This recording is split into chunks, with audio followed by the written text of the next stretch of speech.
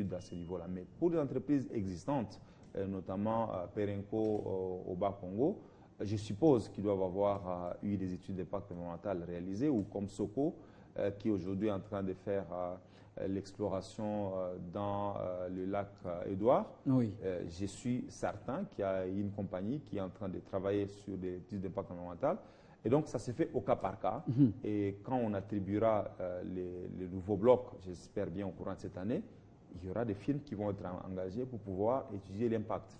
Mais en même temps, je crois pour ce qui concerne très particulièrement les cas du lac Édouard, il a été diligenté une étude environnementale stratégique pour pouvoir comparer les bénéfices considérés du pétrole et ce qu'on peut tirer du tourisme, de sorte que le gouvernement puisse décider en connaissance de cause et prendre une option claire sur l'exploitation du pétrole, ou si on doit arrêter l'exploitation du pétrole, qu'on demande des compensations à ceux qui pensent que l'environnement peut nous donner plus de moyens que le pétrole. Donc, cela est en train de se faire parce qu'il y a une grande polémique sur la question, et je crois que nous avons déjà évoqué la question avec vous sur ces plateaux.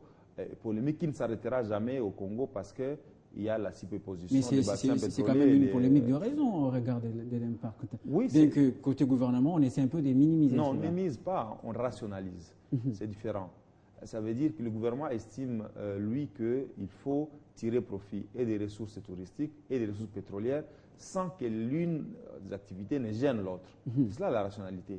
Mais il est inconcevable aujourd'hui que nous puissions laisser une ressource qui pourrait nous donner 60 milliards de budget par an avec une population qui est en train de mourir de pauvreté et de misère, et qu'on se dise qu'on est des responsables. C'est là en fait la grande question que nous devons poser. Les associations de la société civile qui dénoncent d'ailleurs cela croient avoir d'autres pistes pour que la RDC trouve des moyens pour financer ces différents projets.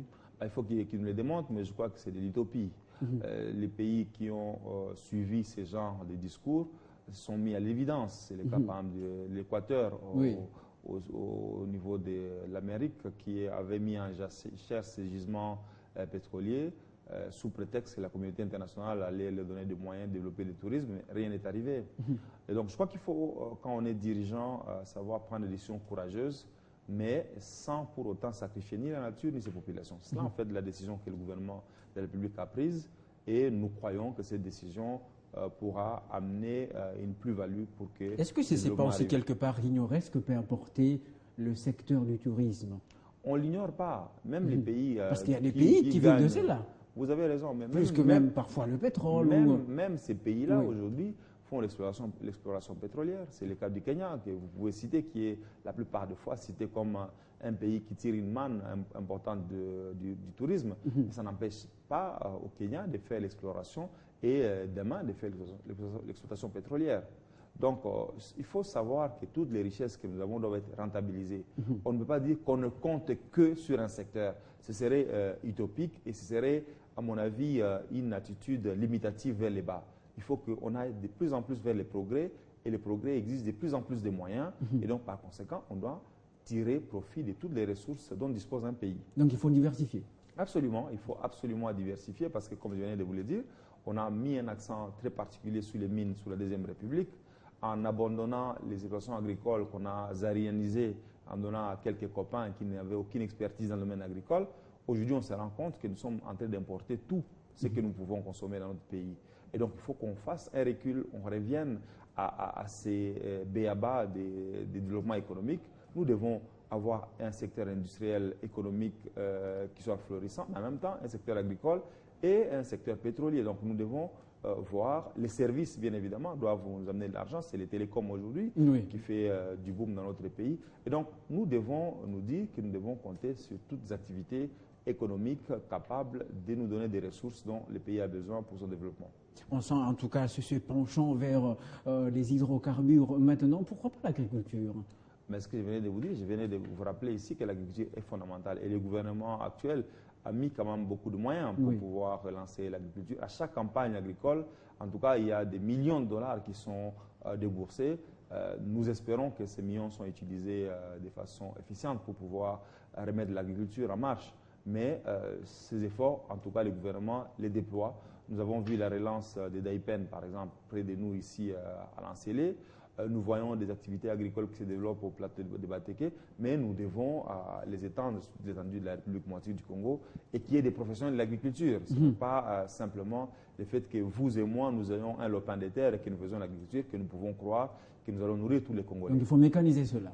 Il y a ce qu'il y a à mécaniser et ce qu'il y a à faire sans mécanisation.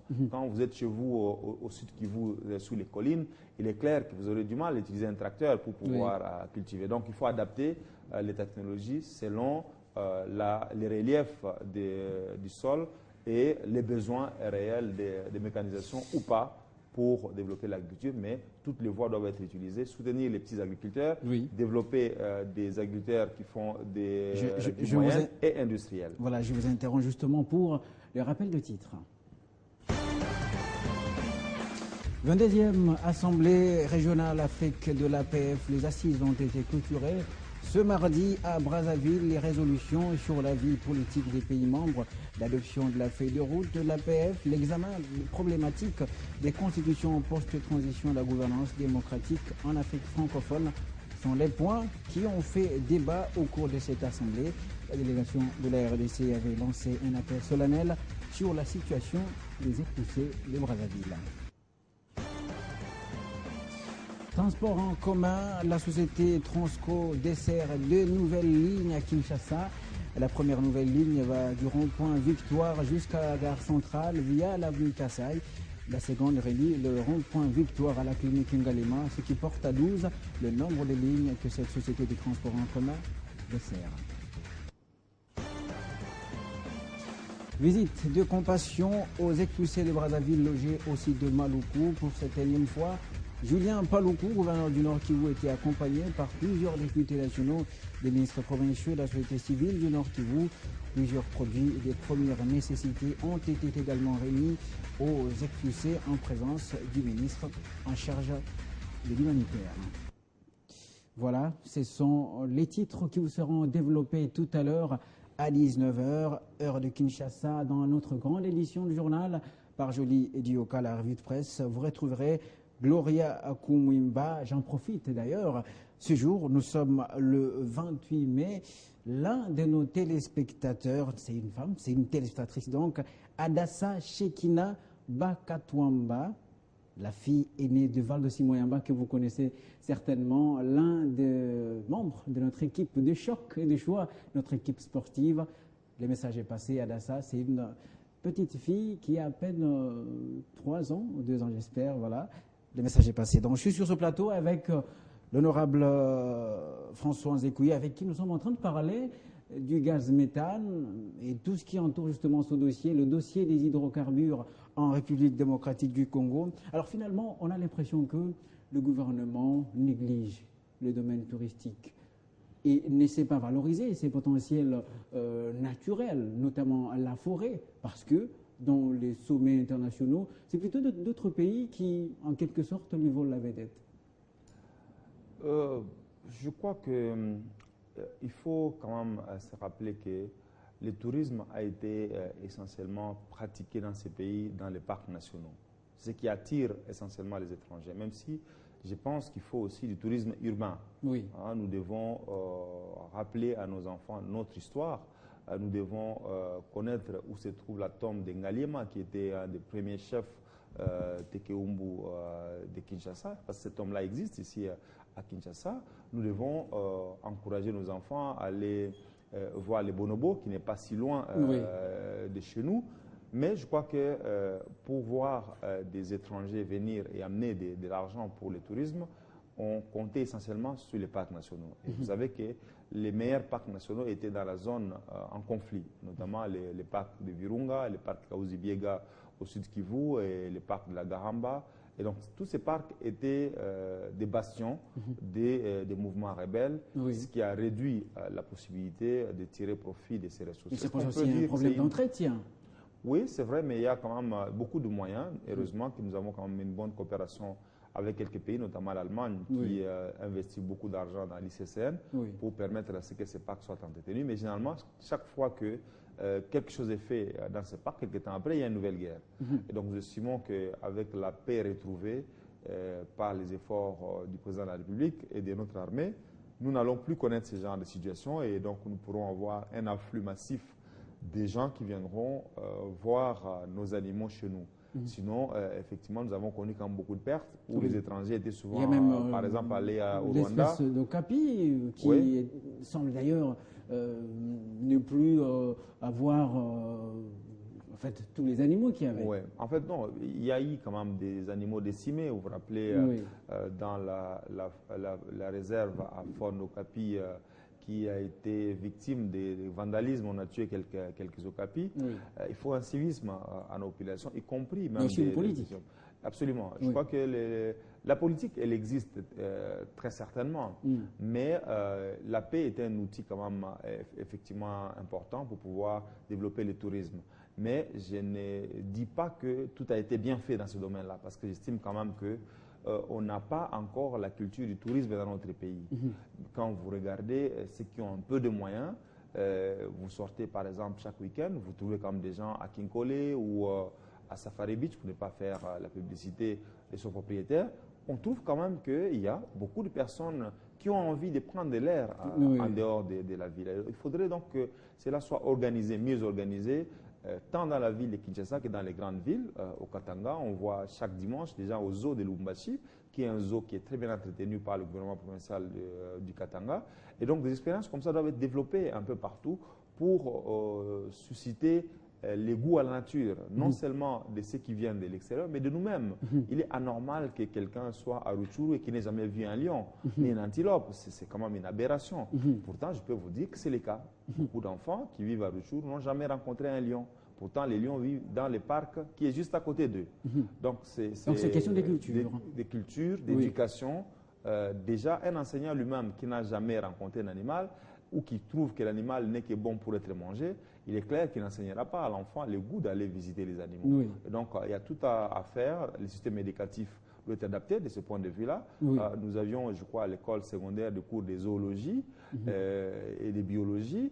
Mais je crois que ces cours nous ont été dispensés plus pour connaître l'anatomie des animaux et moins le goût de les fréquenter et leur utilité pour les écosystèmes.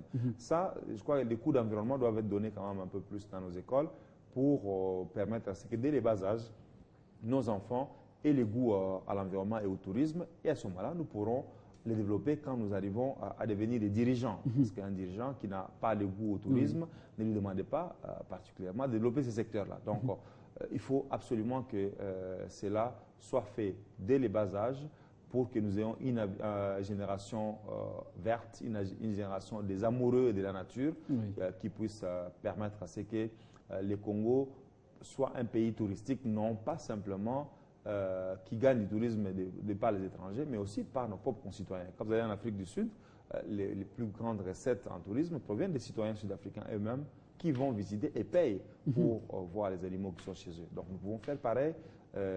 Après, nous pourrons évidemment compter sur les apports de ceux qui viendront de l'étranger pour visiter ce que nous avons. Alors aujourd'hui, avec le réchauffement climatique, comment la RDC peut faire pour protéger son écosystème? La RDC s'est engagée dans les processus RED de réduction des effets sur les réchauffements climatiques. Et cela s'est fait sur plusieurs angles. D'abord du point de vue agricole, avec des cultures sans brûlis, parce que la culture sur brûlis est je crois, la première cause des effets sur la nature dans notre pays. Mais après, il y a la question des industries extractives, notamment les mines et les secteurs pétroliers, qui, par les méthodes anciennes, ont souvent pollué la nature. Et donc, des efforts sont en train d'être faits pour que les secteurs extractifs soient mieux contrôlés. Aujourd'hui, il y a un conflit qui existe entre les ministères des Mines et celui de l'Environnement pour savoir qui doit contrôler quoi. La loi sur les mines de 2002 dit que le ministère des Mines dispose d'une direction chargée de la protection de l'environnement pour contrôler l'environnement. En même temps, la loi de 2011 sur l'environnement dit que c'est le ministère de l'Environnement qui doit contrôler. Et donc aujourd'hui, il y a une ambivalence de gestion de ces secteurs qui fait que finalement, il y a inefficacité. Et donc, il faudrait à un moment donné qu'on tranche pour savoir si c'est comme cela se passe partout au monde, que c'est le ministère de l'Environnement qui a une mainmise,